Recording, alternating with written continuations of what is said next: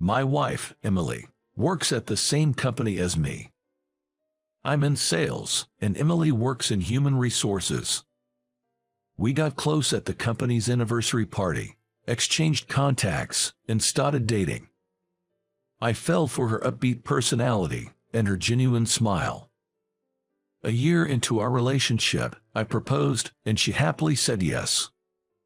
I've always loved kids and wanted to get married as soon as possible. So, I was thrilled when she accepted my proposal. But we struggled to have children even after our marriage. Our marriage was good, but there were no signs of pregnancy, and years went by. During this time, I was in charge of a major project at work, and not having kids started to bother me less. My workload increased, and I found myself coming home later each night. I come home, sleep immediately, and rush to work the next morning without breakfast. This routine became my daily life. Work was tough but fulfilling and fun. Tomorrow, I have an important presentation with a client. Today, I was busy with meetings and preparations when suddenly, I learned something shocking. A colleague, Mike, invited me to lunch, and we went to a diner.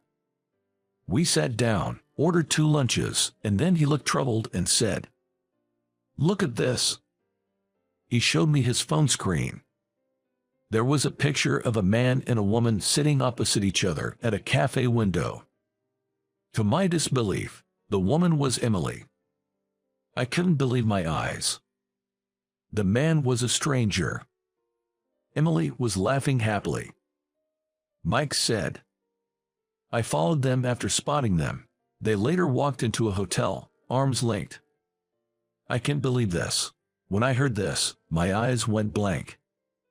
There was no mistaking it in the photo. It was definitely Emily. She was cheating. After lunch, I couldn't focus on work, haunted by the image of them. When I got home, I confronted Emily immediately. "Who's this guy? Mike told me about him today." I confronted her, thrusting the photo Mike had sent to my phone in front of her. "Let's get divorced," she said coldly. "What the hell? Were you really cheating?" I was stunned. Emily kept her head down, refusing to meet my eyes. I couldn't forgive her. So, I agreed to the divorce. I didn't ask for alimony. I realized that I might be partly to blame. I had been pressuring her about having kids, but lately, I was so wrapped up in work that I hardly paid her any attention. We hadn't even had a proper conversation in a while. I guess she got fed up with me and turned to another man. But I couldn't think of starting over with her, who had given her heart to another man. Whatever the reason, it was a betrayal. Just thinking of her with another man filled me with intense anger, palpitations, shortness of breath, and dizziness. She left the house without any excuses. The next day, I had an important presentation for the project I was handling. But my mind was full of thoughts about the divorce. And I hadn't slept well the night before. As a result, my presentation was a disaster, and I failed miserably, getting dropped from the client selection. "What happened with your presentation today? It was terrible." "I'm sorry," and was removed from my role as project leader. After that, I couldn't focus on work. My mind was foggy. I even became unable to get out of bed in the morning and stopped going to work. I felt heavy, unable to do anything. I was overwhelmed with sadness and pain. I didn't care about anything anymore. Every day was a struggle. I went to see a doctor.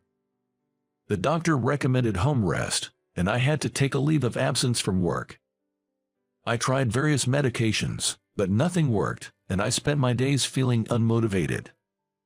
After 6 months, I still couldn't bring myself to return to work, so I resigned and went back to my parents' home in the countryside, where they do farming.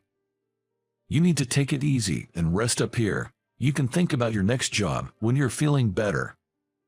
You haven't been eating properly, have you? You need to get some nutrition." My parents welcomed me back. The neighbors, who I've known since childhood, were also kind to me. At first, I spent most of my time sleeping, but as I ate my mom's fresh vegetable-rich meals every day, I gradually started waking up in the mornings and began taking walks with our dog. Gradually, I started helping out with my parents' farm work. Before I knew it, a year had passed. I had learned all about farming and was considering taking over my parents' work. It was during this time. My brother and his wife, living in New York, both died in a car accident. Their 3-year-old son, now an orphan, was taken in by me as an adopted child. My 3-year-old nephew, Jake, didn't understand that his parents had passed away. "Where's Mommy and Daddy?" I would pick him up, comfort him, and we would cry together. Since then, I've raised Jake as my own child, and eventually, he started calling me Dad. I grew to love him so much. I realized that you can feel such deep affection even for a child who isn't biologically yours. Another year passed, and Jake turned 4. I would leave him with my mom during the day and continue working in the fields. I didn't think about Emily much anymore, but sometimes I wonder how she's doing now. Could she have remarried that man and be living together? Are they living happily?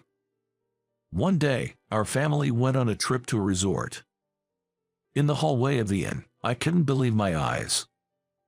It was the man from Emily's affair photo. There was no mistaking it.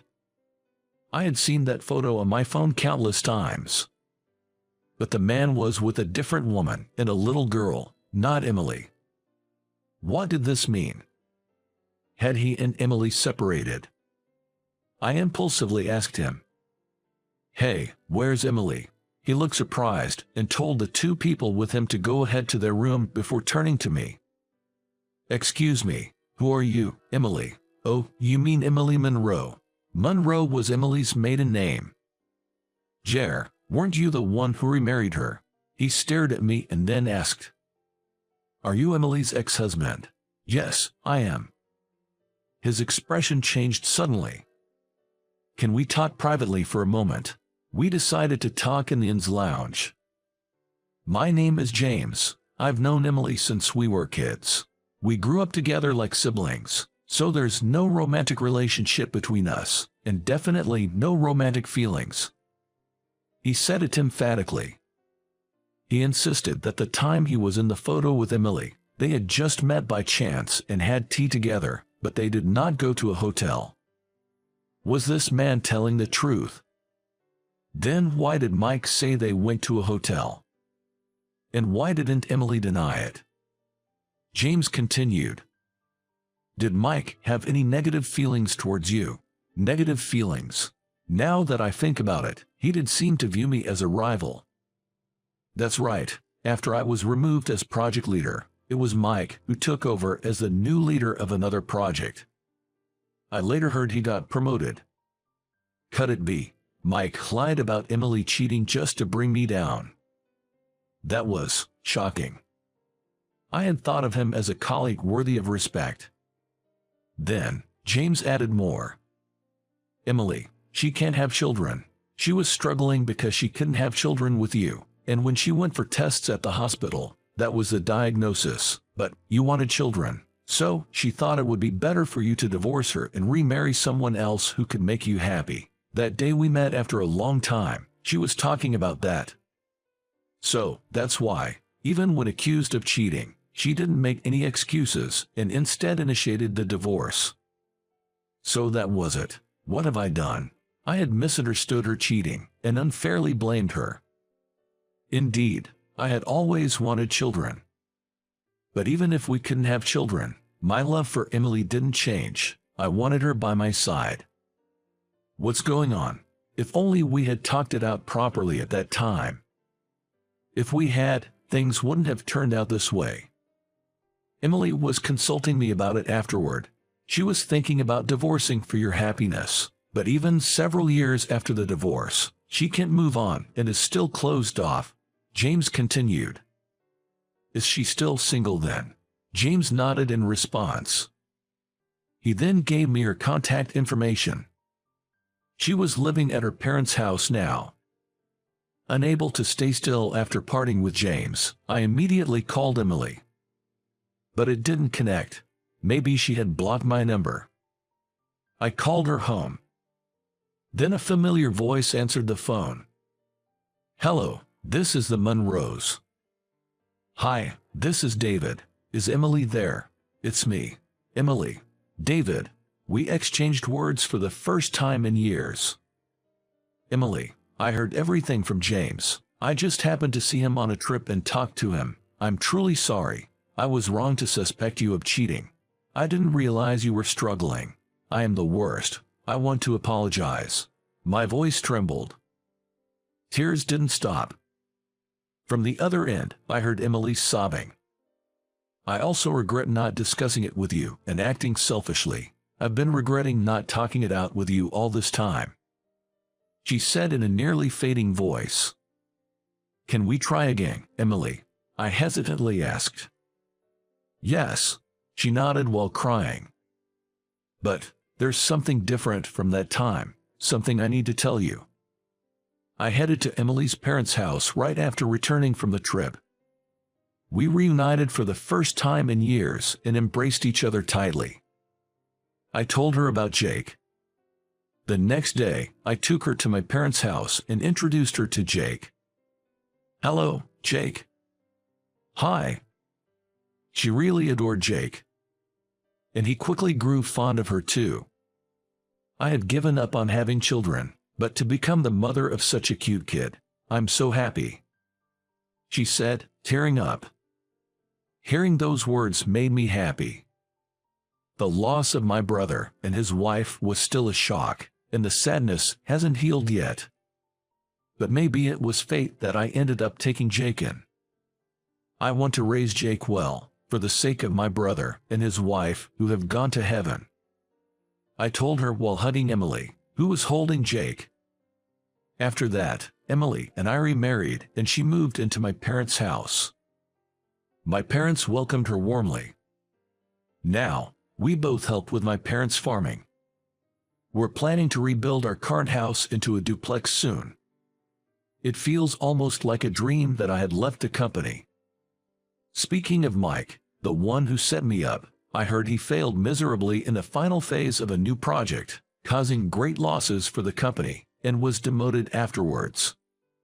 I thought about contacting the old colleague to give him a piece of my mind, but then decided it wasn't worth it. "Mommy, I'm hungry." "Okay, I'm cooking now." Jake has started calling Emily Mommy. These days, we're living incredibly happy lives.